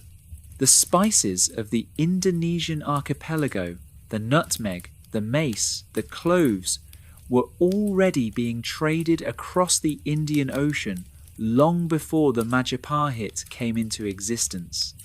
They reached the Mediterranean world through long chains of intermediaries that passed through India, Arabia, and Persia. They flavoured the food of wealthy Romans. They were used in the embalming of bodies in ancient Egypt. They reached medieval Europe as luxury goods of extraordinary value, and their price made the fortunes of merchants who could secure a share of the trade. The Majapahit, during its period of dominance, was the most important single political power in the network of exchanges that moved these goods from their place of production to the wider world. It was not the only power. There were many intermediaries, many competing interests, many alternative routes. But the control of the maritime approaches to the Spice Islands, the dominance of the main trade routes through the Java Sea and the Eastern Straits, gave the Majapahit a position of extraordinary leverage in the global economy of the 14th century.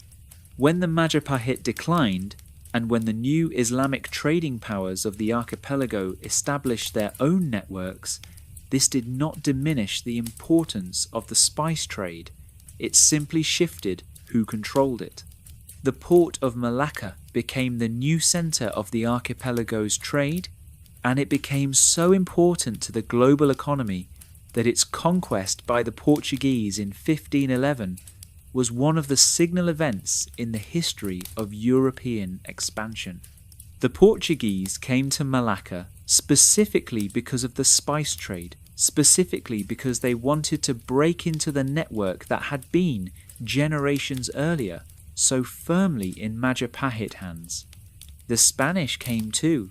Magellan's circumnavigation of the globe, completed in 1522 after Magellan himself died in the Philippines, was motivated primarily by the desire to find a western route to the Spice Islands that would allow Spain to compete with Portugal. The Dutch came, the English came.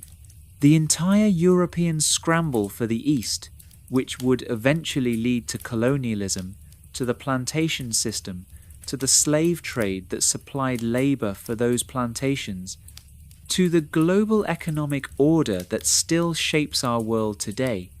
All of this has as one of its deep roots the desire for the spices that grew on tiny islands in the Indonesian archipelago, the islands that had been under Majapahit sovereignty, the islands whose produce had built the wealth of the sea empire of Java, The cloves and nutmeg of the Maluku Islands are among the most consequential substances in world history, not because of their intrinsic properties, but because of what people were willing to do to obtain them.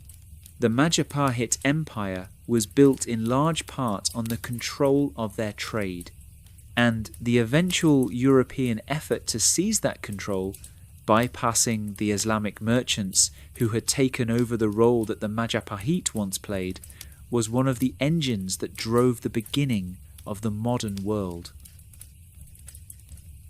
There is one final military achievement that we should dwell on at some length, because it is one of the most dramatic events in the entire history of the empire, and because we touched on it only briefly at the beginning of our story.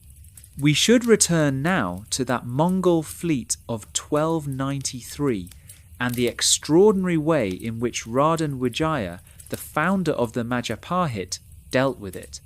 The Mongol naval expeditions of the late 13th century are a remarkable chapter in military history.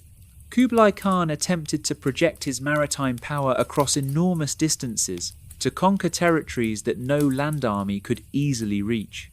He sent fleets against Japan in 1274 and 1281, both of which were destroyed by storms that the Japanese called kamikaze, or divine winds.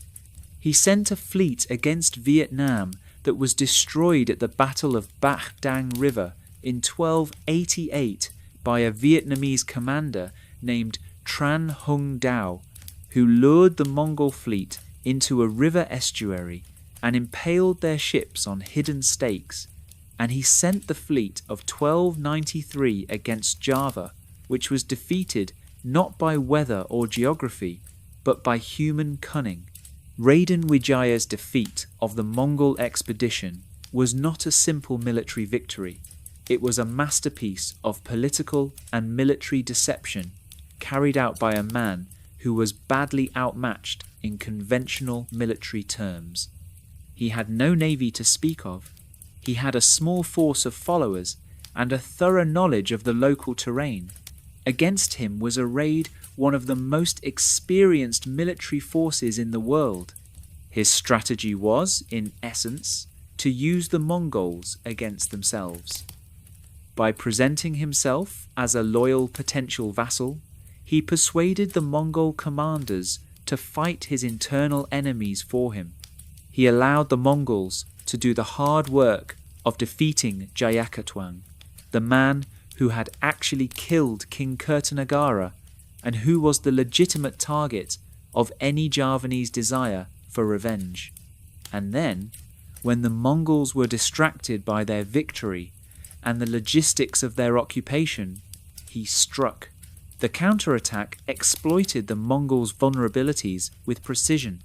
The Mongol soldiers were far from home, in an unfamiliar tropical environment, suffering from heat and the diseases that plagued visitors to tropical lowlands, uncertain of the loyalty of their local intermediaries, and spread thin across a large operational area. Raden Wijaya's forces, by contrast, knew every track through the forest, every village that could provide supplies or shelter, every terrain feature that could be used to ambush a column of soldiers or cut off a line of supply. The fighting was apparently brief but brutal. Mongol units were attacked at multiple points simultaneously, cut off from each other and from their ships, unable to conduct the kind of coordinated response at which Mongol armies excelled. The imperial forces took heavy casualties and retreated to the coast. The fleet sailed home with roughly 3,000 dead, a significant loss for an expedition that had come with such high expectations. The significance of this victory is difficult to overstate. The Mongol military machine had steamrolled every opposition it had faced in Central Asia, in China, in Persia, in Russia, in Poland.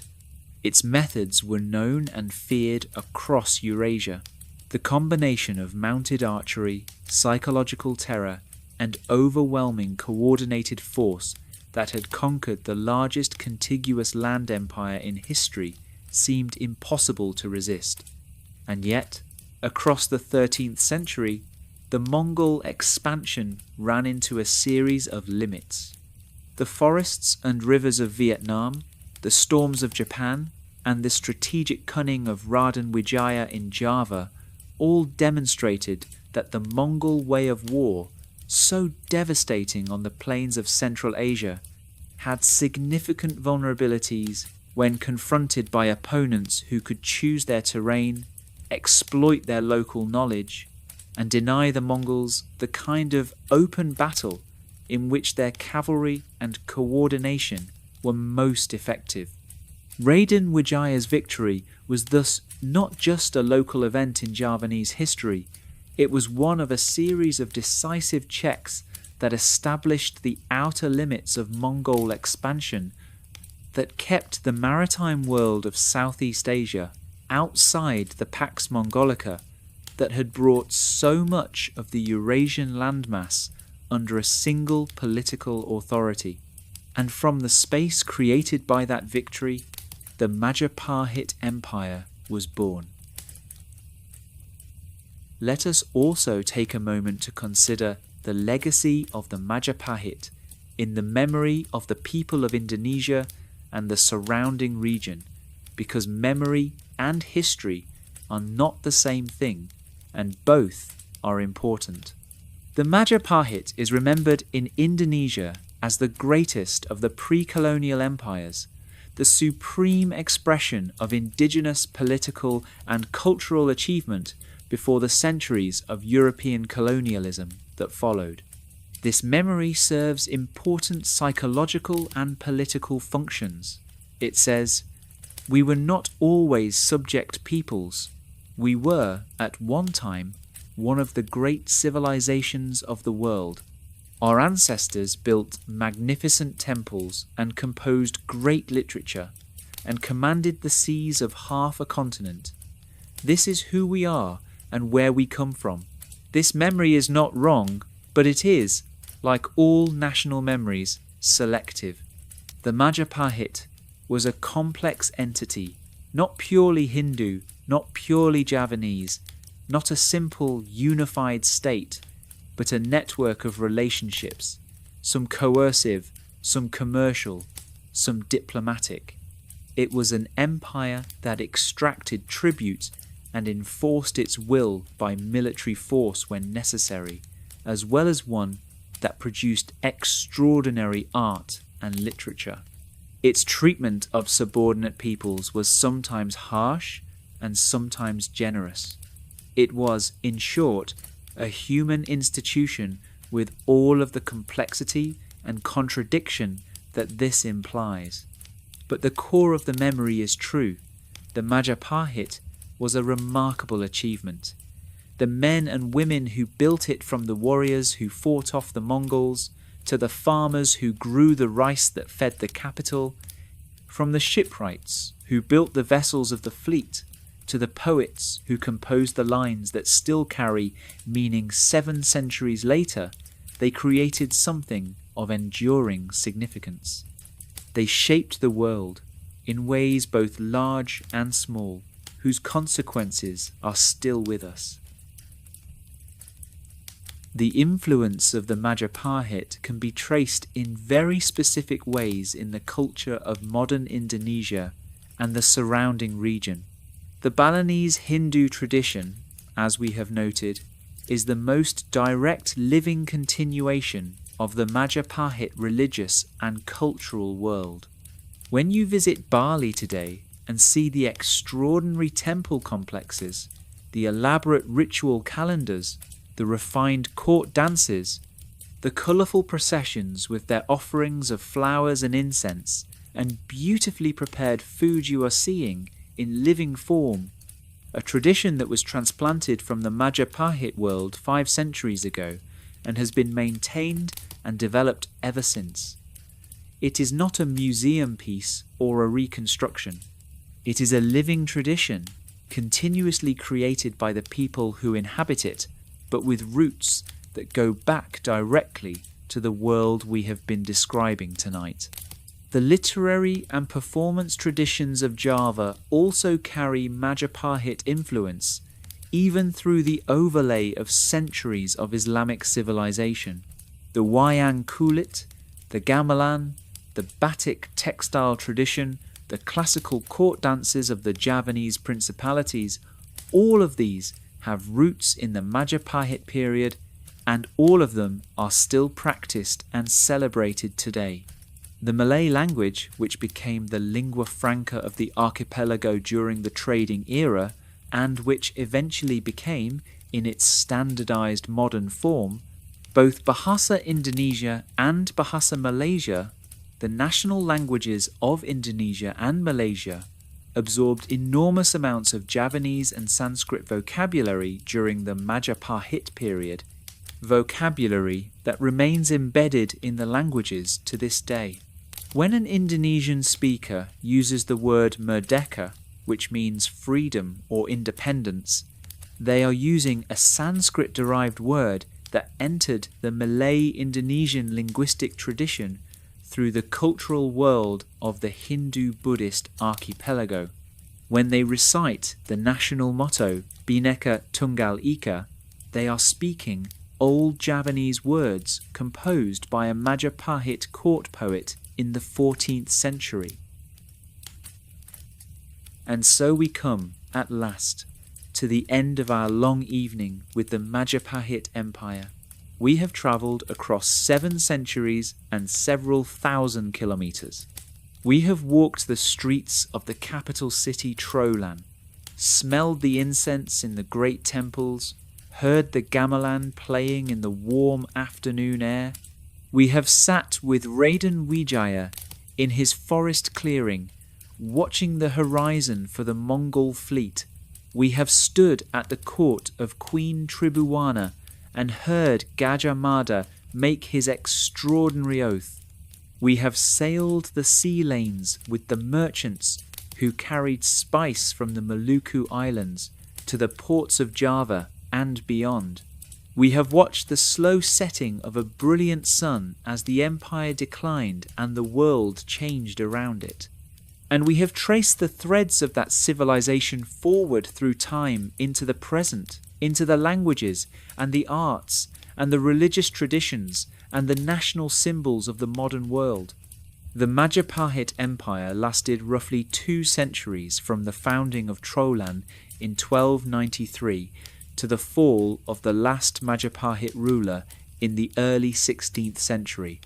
In those 2 centuries, it produced one of the great civilizations of the medieval world, a civilization of remarkable artistic and literary achievement, of sophisticated political and administrative organization, of commercial networks that connected the far eastern archipelago to the wider world, of religious traditions that blended Hindu, Buddhist, and indigenous practices into something uniquely beautiful and distinctively its own.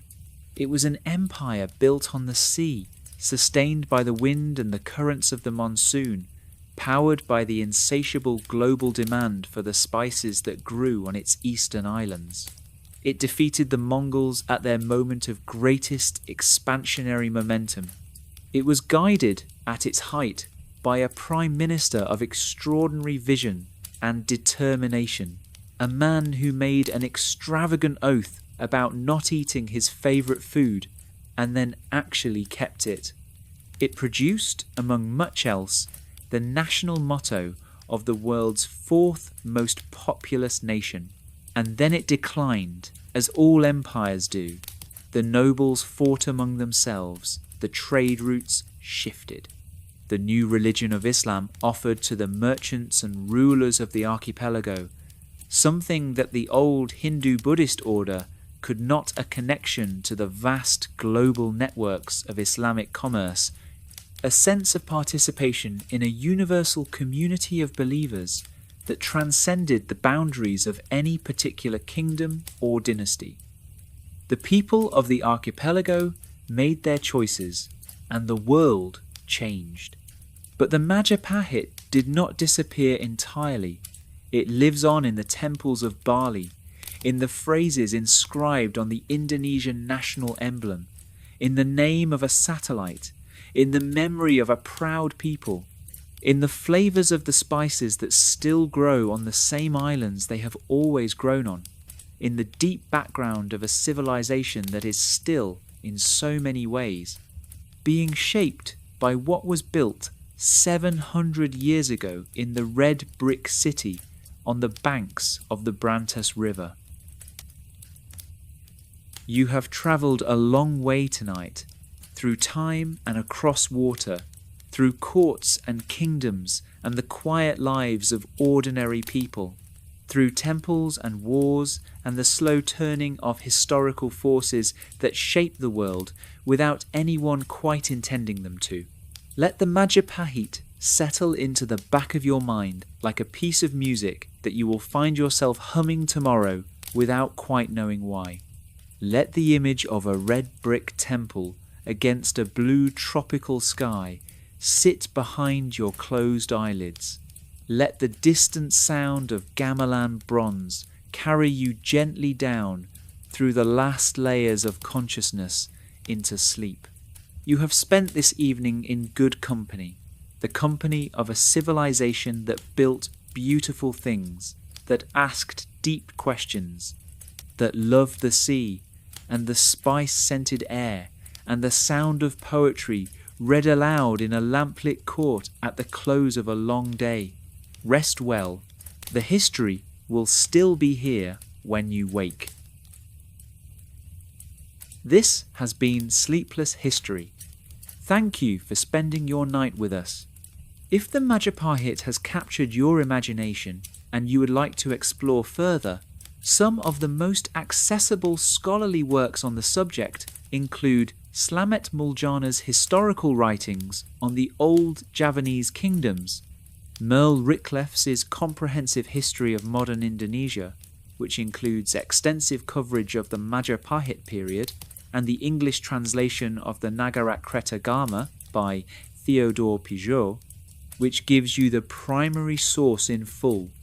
The ruins of Trowulan in East Java and the temples of the Penataran complex are open to visitors and are among the most remarkable archaeological sites in all of Southeast Asia. Sleep well, friends.